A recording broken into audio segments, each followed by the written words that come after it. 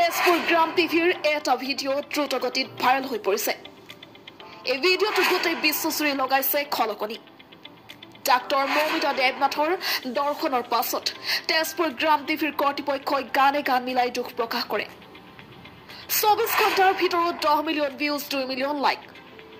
আচলতে গানটো কি আছিল? গোটেই বিশ্বজুৰি ভাইৰেল হৈ পৰিছে সেই গানটো। আহক শুনাই ল'ব বিচাৰিছো সেই গানটো।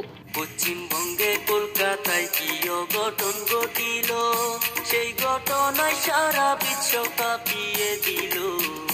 হাইরে পাষাণ মানুষ বুঝি আজও আছে এই দুনিয়ায়। ভূমিকার ঘটনা শুনলে কলজা পাইটা যায়।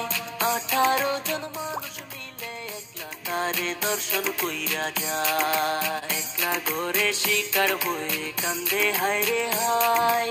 চিৎকার করে কান্না করলেও কান্না শোনার মতো কেহ নাই। হাতে পায়ে দড়ি দিয়া শক্ত করে বেঁধে হায়রে মানুষ পাষাণ তোমরা একই